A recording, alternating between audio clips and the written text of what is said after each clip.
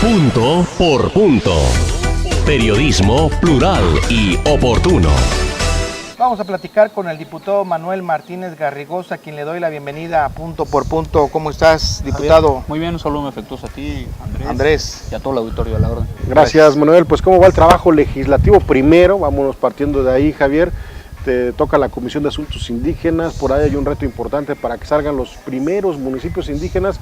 Se dice que sí de repente, pero luego se dice que no. ¿Cómo van las cosas en el trabajo legislativo? Bien, fíjate que además de atender la Comisión de Asuntos Indígenas con la que hemos estado trabajando, con la que hemos estado escuchando los distintos grupos que, como bien tú dices, varias de las comunidades indígenas han tratado de impulsar una reforma constitucional para que sean reconocidos como municipios. Además de eso, hemos estado atendiendo el trabajo legislativo en la parte que la gente de Morelos está reclamando, que es la seguridad.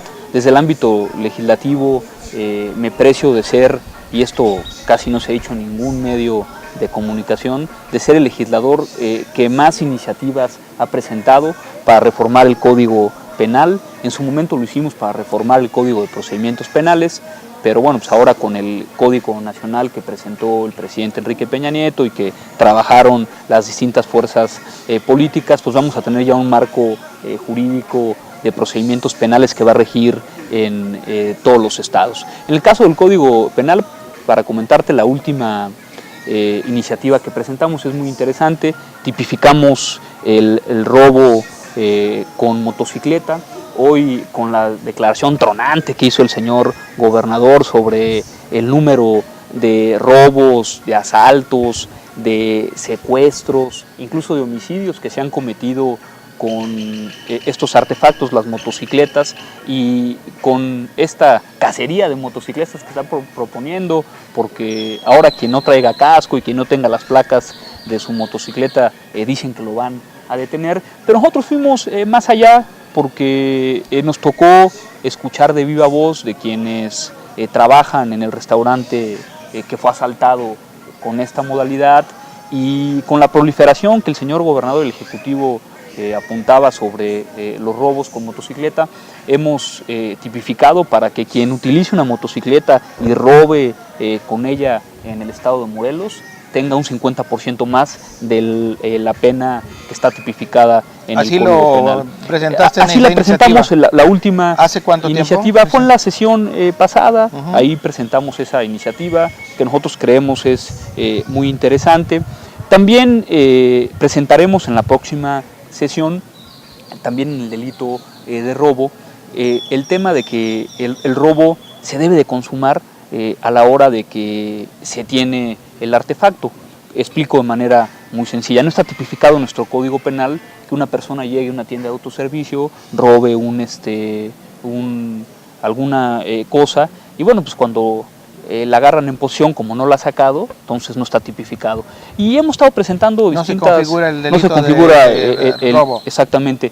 Y hemos estado presentando distintas iniciativas de ley ante el Congreso. Lástima que la Comisión de Puntos Constitucionales, lástima tiene que, ahí atorados muchas iniciativas. Las fuerzas de izquierda en el Congreso, y yo aprovecharía este importante espacio para hacerles un llamado, pues prácticamente no dictaminan nada. Es decir, yo no quiero pensar que solamente lo que es de las fuerzas de izquierda o lo que se negocia en la propia Junta política, pero la verdad es que hemos presentado un cúmulo de iniciativas. Me precio ser el legislador que más iniciativas ha presentado para reformar el Código Penal, respondiéndole a la gente con este tema tan fuerte que estamos viendo de inseguridad, pero lamentablemente luego duermen en la comisión, en el cajón de la misma, y no hemos podido avanzar. Pues por tu formación de abogado has estado atendiendo este tema de los asuntos penales, de los asuntos legales, pero a ver, nada más para poder hablar un poquito, Javier, del tema que ya trajo Manuel Martínez a la mesa, el motociclista. A mí me parece que, bueno, está totalmente apegado a la ley. Si no trae sus placas, si no trae su casco, bueno, pues sí se aplica el reglamento, se le retira. Lo que sí va a ser polémico, ya es polémico, de hecho lo preveíamos así, es obligarlo a que se ponga un chaleco y ahí mismo se ponga la matrícula. Ahí es donde algunos clubes de motociclistas dicen, ahí sí ya hay una violación legal, no está contemplado en ninguna en ningún reglamento, en ningún marco jurídico. O hacemos dos cosas. Número uno, o se legisla para que eso pueda estar dentro del reglamento de tránsito, tal vez allí, o no sé en qué otro apartado, o bien se echa abajo esa medida, que muchos consideran que es un exceso. Sí, yo creo que es un exceso y es lo que los pensadores han llamado el sobreuso del derecho. Es decir, hay que regularlos como ya está, coincido contigo, en la norma, es decir, hay que aplicarles la multa o el apercibimiento que conforme a la norma aplique a los que no tengan su placa, a los que anden sin casco. Y con esta iniciativa que nosotros presentamos, pues también hay que endurecer la ley para que no estén utilizando las motocicletas.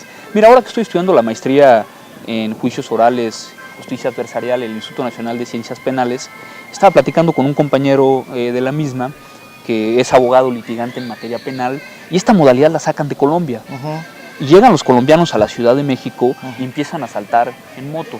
¿Por qué? Porque en moto es mucho más fácil moverse y además huir de la justicia, porque te puedes meter por donde sea. Y en ciudades que ya tienen problemas de tráfico vehicular, y Cuernavaca, que como todos sabemos es una ciudad que no está bien planeada, si no atendemos el tema de fortalecer la norma y de que el Ejecutivo haga su trabajo, pues en la parte de la propia Procuración de Justicia y luego el judicial en la administración de la misma y el propio Ejecutivo fortalezca sus programas en materia de prevención del delito, va a ser muy complejo. Nosotros desde el Legislativo ya hicimos nuestra parte, ojalá que la Comisión de Puntos Constitucionales, porque a mí cuando se me ocurre esta iniciativa de ley es porque escucho al gobernador muy molesto diciendo que el problema de inseguridad está en las motocicletas y en los bares, ¿no? Que se me hace un exceso.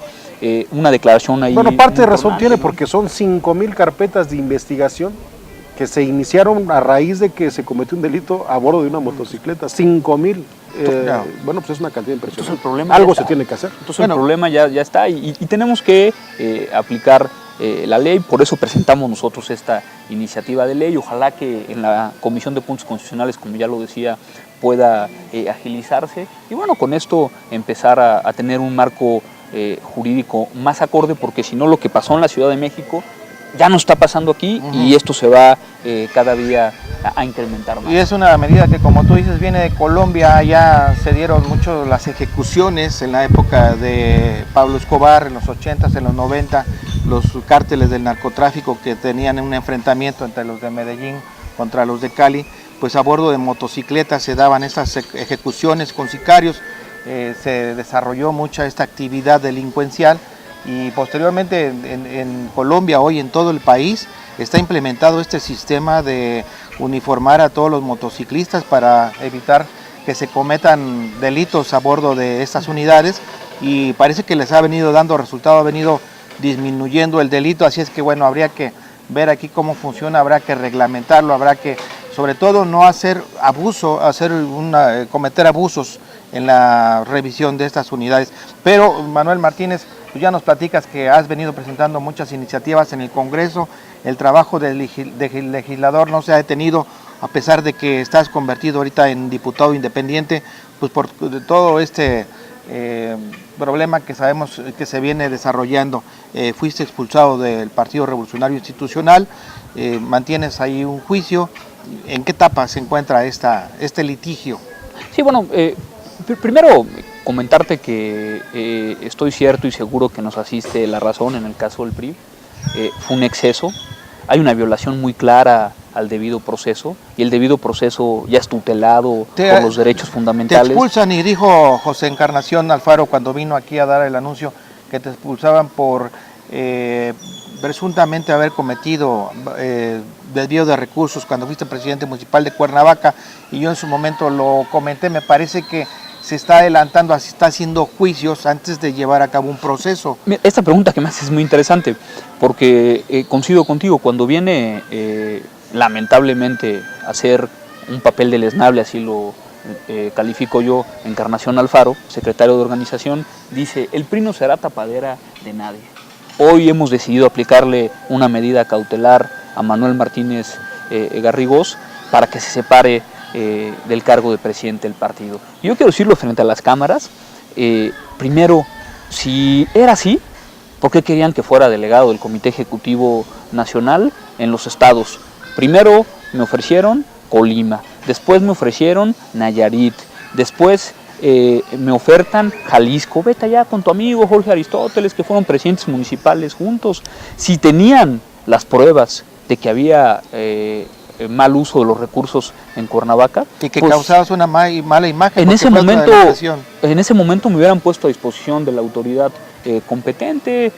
Si causaba una mala imagen, ¿para qué me querían llevar de delegado del Comité Ejecutivo Nacional a otros estados, a otras entidades Es federativas? una vendetta política, Manuel. Totalmente una vendetta política, y ahí te va. Esto que es muy importante y que ya es jurídico, que no es parte de lo que podamos decir, que no es fáctico. Me dice a mí Encarnación Alfaro que si yo, fíjate, el PRI autoritario del que ya debemos de prescindir, que si yo no firmo mi renuncia, que entonces me van a aplicar la medida cautelar. Viene, hace esa declaración tronante donde dice que el PRI no va a ser tapadera. ¿Y qué creen? De los 3 supuestos por los que a mí me inician la denuncia para expulsarme del partido, uno fue traición a la campaña del ingeniero Amado Orihuela. 2, los malos manejos de los recursos de la presidencia municipal, como decías, y 3, los supuestos malos manejos de la presidencia del partido. Cuando la Comisión Nacional de Justicia Partidaria, que esto ya es cosa juzgada y le ratifica el Tribunal Estatal Electoral, dicen que no hay traición porque no se dio la circunstancia de tiempo, modo y lugar para poderla acreditar. Y número 2, que no pueden ellos, lo que tú decías, expulsarme por malos manejos como presidente municipal, porque sería juzgar a priori y violar mi principio constitucional y mi derecho humano a la presunción de inocencia. Luego, entonces, esto, claro que tiene un tinte político. Pues yo solamente, Javier, Sí. solamente sí quiero señalar, pues conocemos nosotros de cómo se maneja la política en México desde hace varios años. Esta política que ha tenido varias etapas, pero finalmente el fondo sigue siendo el mismo: ejercer el poder para dominar los partidos. En este caso, a ver, Manuel, efectivamente a ti el PRI te ofrece una salida. Por diversos motivos considera que tú ya no tendrías que seguir al frente del PRI y tú mantienes una posición de decir: yo me quedo porque este espacio, fui designado en este espacio legalmente.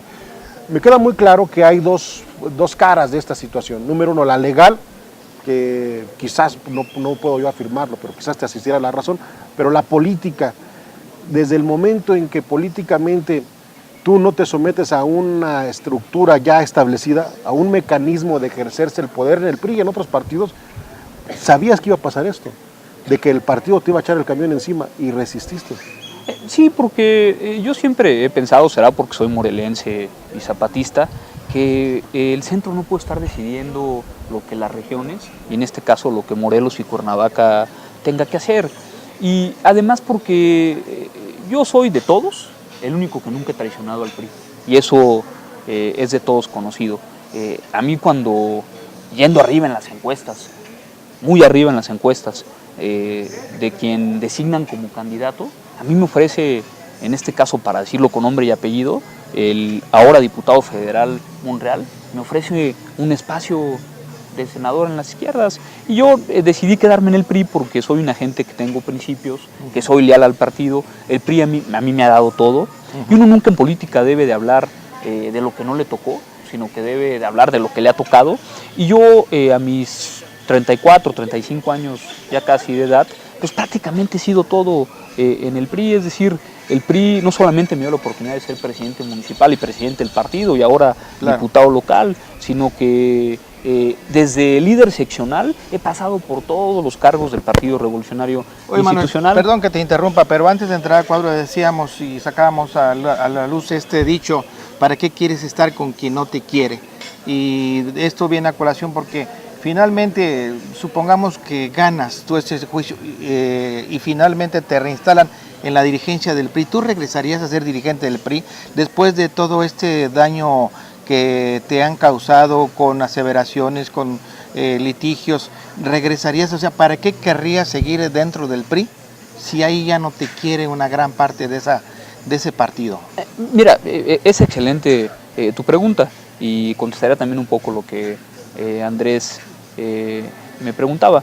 Mira, yo lo que creo es que el PRI no es Camacho Quirós, no es Ivonne Ortega, que en mi vida he tenido ni siquiera un acercamiento o un diálogo con ella, así de ausente estuvo en el tema Morelos, ni mucho menos Encarnación Alfaro, que ni siquiera tuvo la oportunidad o ha tenido la oportunidad de ser regidor en su estado. Es decir, son burócratas de partido que en las oficinas y en el aire acondicionado quieren decidir de manera autoritaria lo que se deba de hacer en los partidos políticos. Entonces, yo sí quería salir, y ojo, que con esto le respondo a Andrés, yo sí quería salir porque reconocía que por la envidia, por la circunstancia política que me rodeaba, no era lo más apto para seguir al frente de la dirigencia. ¿Por qué? Porque los líderes de los grupos, mal vistos todos, estaban en contra de Manuel Martínez Garrigós, porque era el villano favorito, porque era el personaje que desde un periódico y con toda la fuerza del Estado lo habían desprestigiado, y porque en ese momento pues le querían echar la culpa a Manuel Martínez Garrigós cuando habíamos tenido un candidato que había empezado con 20 puntos de diferencia, que no tenía proyecto, que no tenía discurso, que no sabía hablar, que en el debate, bueno, no se lo ganaron, lo vapulearon, lo acabaron, pero además de todo eso, que son actitudes personales que contaron en la contienda electoral, fue muy faccioso y sus decisiones en las regiones no fueron las mejores. Por eso perdimos en la elección intermedia, pero siempre se busca un culpable, y él, que no es ni político, ni tiene una gran cultura, ni una gran civilidad, pues dijo, fue Manuel Martínez Garrigós, y otros le empezaron a decir, sí, fue Manuel Martínez Garrigós, y entonces ya mi circunstancia no era la idónea. Lo que yo siempre dije, y hoy lo tiene que reconocer tanto el presidente del Comité Ejecutivo Nacional como el propio Encarnación Alfaro, que si me quitaban a mí y se ponía a alguien, es decir, la clásica razón fáctica de quítate tú para ponerme yo, el PRI va a estar peor de lo que estaba conmigo. Y hoy nadie puede negar que el PRI está mucho más mal de lo que estaba conmigo. Ahora, en términos reales, así como estuvieron en contra tuya todos, bueno, tú y otros estuvieron en contra de los que hace unos años estaban al frente del PRI. El PRI padece, y lo hemos dicho aquí muchas veces, Javier, padece de confrontación interna de todos permanente contra quien en su momento tenga el poder. En cualquier rato, ya me imagino yo, en cualquier rato, forman otros bloques para quitar al que está, y ya que lo quitan, forman otros bloques para volver a la lucha por el poder. Es una lucha que el PRI desde hace 15 años Andrés, no puede superar. Ese argumento lo puse en la mesa con el presidente del Comité Nacional. Le dije, la política es el arte del diálogo, y decía un gran teórico del partido, don Jesús Reyes Heroles, cuando se agota el diálogo en política debe persistir el diálogo, y cuando se vuelve a agotar debe de seguir el diálogo. Le dije, sentémonos a la mesa los que dicen que son cabezas, los que ahorita vienen a pedir mi cabeza, sentémonos y hagamos un PRI fuerte, hagamos un PRI unido. Hoy tenemos la responsabilidad, le dije yo en su momento, de representar al presidente de la República en el estado de Morelos. El presidente del PRI es la cabeza del presidente de la República en Morelos. Sentémonos, hagamos una dirigencia de transición, ayúdenos a hacer esa dirigencia de transición, unifiquemos al partido, pero no me digas que yo me voy a ir y me vas a poner a mi enemigo, porque cuando me pongas a mi enemigo, lo que va a hacer es que va a seguir con el golpeteo, va a seguir denostando, va a seguir difamando, no va a respetar los acuerdos que se dieron en la mesa. Y yo decía, hay muchos personajes que pueden ser cabeza y que no están identificados con los grupos. Le dije, asumo mi responsabilidad de la repartición grupal. La militancia no está a gusto porque no se dieron buenos resultados, en que una parte se la dividiera un grupo, otra parte otro y otro. Lo que pasó también en las elecciones, y por eso perdimos, y asumo la responsabilidad que me toque, es que hubo una repartición burda donde la militancia se sintió engañada y donde las cabezas y no el pueblo y no los líderes seccionales, los líderes de los sectores decidieron sobre las candidaturas. Y yo le dije, ahí hay nombres. ¿Quién me dijo? Le dije, por ejemplo, don Ángel Ventura. No pueden decir que es de Manuel Martínez Garrigós, no pueden decir que es de Amado Orihuela, no pueden decir que es de Riva Palacio, o no pueden decir que es de una figura, en este caso, como Marisela Sánchez Cortés. Ahí está otro, le dije, García Rubí, otro personaje que no está identificado con ninguna de las corrientes, ¿no? Bueno, pues es una historia muy larga. Yo para finalizar te preguntaría, Manuel Martínez Garrigós, ¿qué va a pasar en tu futuro político inmediato?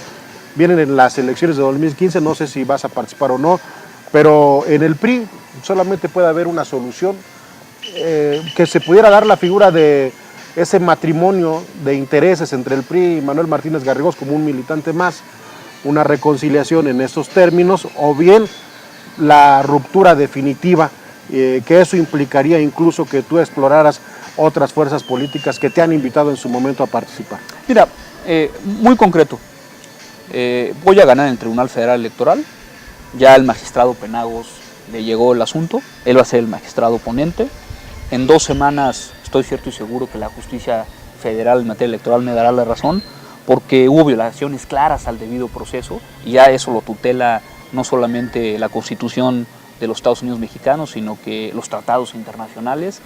No se me dio derecho de audiencia, nunca fui oído y vencido en un juicio, pero además lo que se me imputa, que ya es parte de la denuncia que le hice a Schiaffino, es mentira. A mí me expulsan porque dicen que hay malos manejos de los recursos en el partido, y yo demostré en la rueda de prensa que todo el dinero que ingresó en el partido fue gastado como debía de haber sido gastado. Esa es una falacia. Además de que no era mi responsabilidad. Que te quedaste. Sí, imagínate los 40 vehículos. ¿En dónde los tienes guardados? Nada más.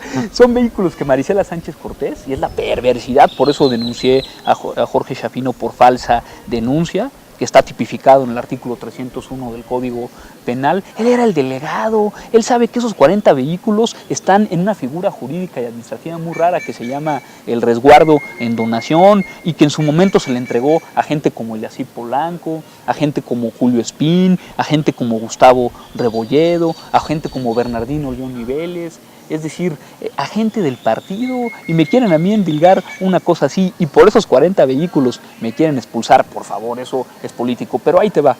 Ganando la dirigencia estatal, voy a proponer una mesa de reconciliación, del diálogo, para que podamos reconstruir, como yo lo dije desde un momento, y ahí claro que es pieza sacrificable Manuel Martínez Garrigós y el que sea, porque el PRI no es de personas físicas, el PRI es una institución, el partido más ganador de la historia en el mundo, no solamente en México, y va a proponer esto que les propuse en un momento: hagamos una mesa de diálogo, construyamos una dirigencia de todos, construyamos una dirigencia que no quiera negociar la derrota, sino que sea competitiva y que gane. Y si pierdo, porque también ese escenario hay que ponerlo, voy a ir a la Corte Interamericana de los Derechos Humanos, seré el primer presidente del partido de la historia política del Estado de Derecho democrático en México que vaya por una cuestión de pérdida de derechos políticos y con esto de la dirigencia a la Corte Interamericana de los Derechos Humanos a reclamar esa violación tan clara que hicieron al marco de los derechos fundamentales de Manuel Martínez Garrigós y de Georgina Bandera. Pero para contestarle más concreto a Andrés, en la intermedia, si hay una opción que no a Manuel Martínez Garrigós le pueda cubrir su expectativa político-electoral, porque yo ya, como lo decía, prácticamente fui todo, pero que ayude y apoye a muchos amigos que en todas las regiones del estado. Ayer tuvimos una comida muy importante con columnistas y con líderes, expresidentes municipales, exdiputados locales, exdiputados federales, expresidentes del partido, de todas las regiones del estado, que no están a gusto. Si otra opción política les da a ellos, no a Manuel Martínez Garrigós nada más, una opción viable para poder jugar y ganar espacios políticos en la intermedia, pues por supuesto que daremos el paso. ¿Te irías con tus canicas a otro lado? Solamente con mis canicas. Y yo veo complicado irme porque el PRI no es Camacho Quirós, el PRI no es Encarnación Alfaro, el PRI es con la gente que comimos ayer, el PRI es el que a mí me llevó a mis victorias políticas, es el PRI de base, es el PRI de la estructura al que yo siempre he pertenecido y con el que me voy a dedicar a trabajar, perdido o ganado, en el Tribunal Federal Electoral para seguirme fortaleciendo. A mí nunca me regalaron nada en Cuernavaca, todo lo fui ganando con el trabajo de base que hicimos y vamos a estar trabajando para podernos fortalecer y luego tomar la mejor opción que se nos presenta. Pues Manuel, te agradecemos mucho que hayas venido con nosotros, que platiquemos de estos temas interesantes y vamos a estar muy atentos al desenlace de todo lo que viene ocurriendo. Vamos a una pausa. Esto es Punto por Punto. Periodismo plural y oportuno. Regresamos.